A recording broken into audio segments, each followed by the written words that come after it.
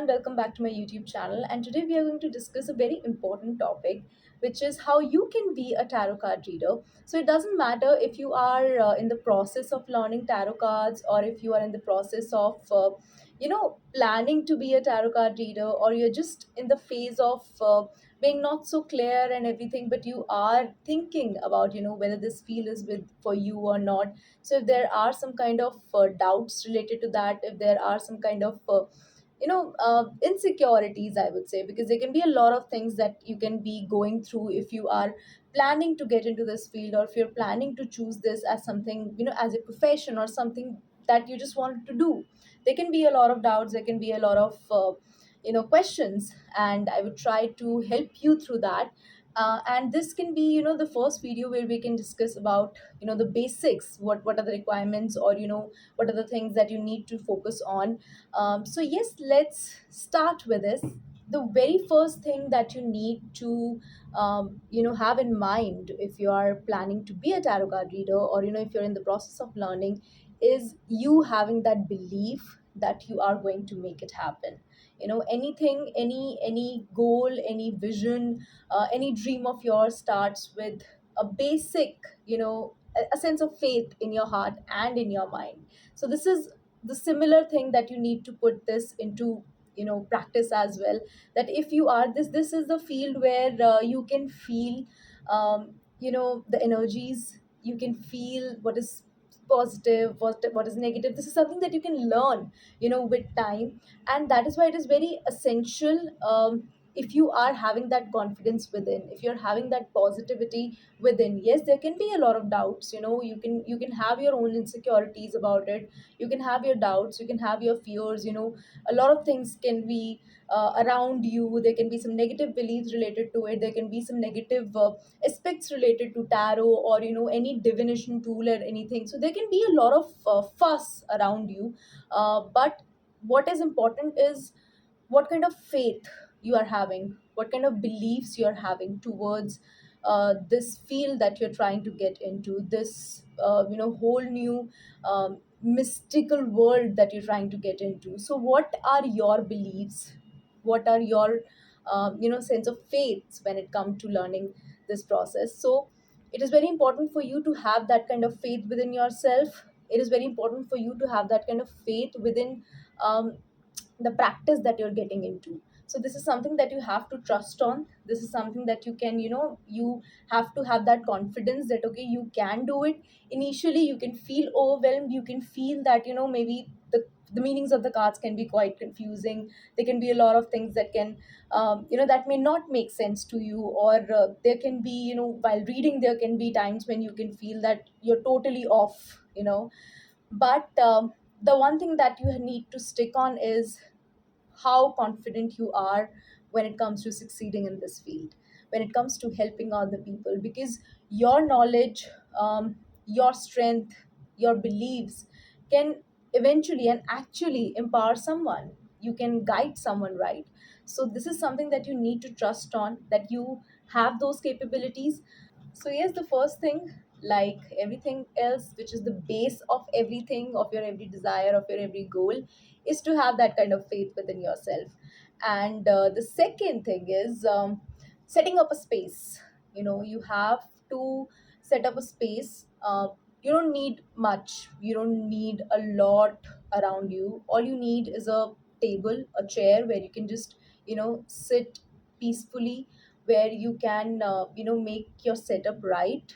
You need the cards, you need the candles to light up, the energy get really cleansed with the candles, with the incense sticks.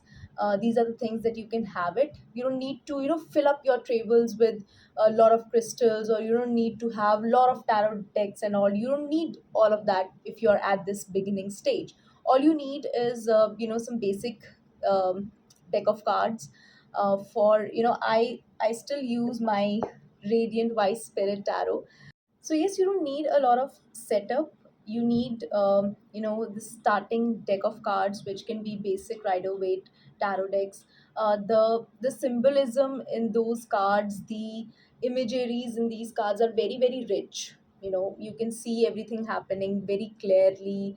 You can get the meanings very clearly, because otherwise there can be a lot of cards there. There can be a lot of themes, interesting themes, I would say. You can feel very much attracted to those cards as well, and if you feel that you can read with those cards, and you can go for it. But for the beginners, for someone who are just on the stage of understanding tarot, I would still recommend the Rider Waite tarot decks. They can be very easy to understand. You can get the meanings right, and then eventually, when you feel that confidence building up, you can switch the tarot decks.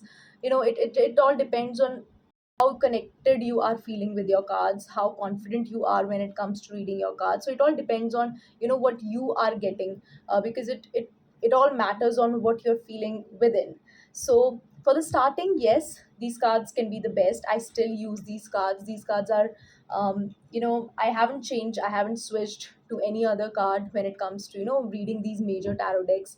I completely read from it. So yes, you can completely start with these cards, especially if you're a beginner, and then you can accordingly switch, change however you feel, how whichever card deck you feel connected with, you can go for it.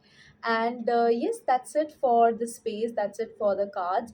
The next thing that you need to focus on is learning the cards. So for the cards, there are 78 cards.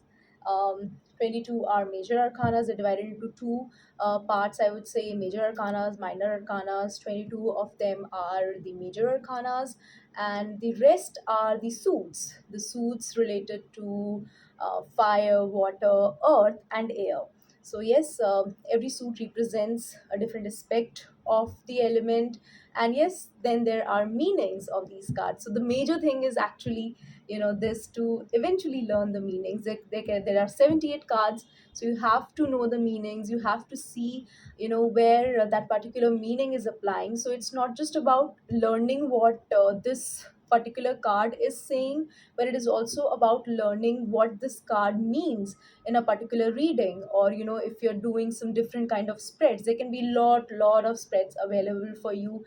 You can just start with simple 3 card spread, and then there can be 5 cards, 6 cards, 7 card spreads, a lot of 20 card spreads as well. A lot of spreads available. And it all every spread has its own speciality, its own characteristic, and it enhances the readings as well. But this can be, as you learn, as you practice, you can expand your knowledge accordingly.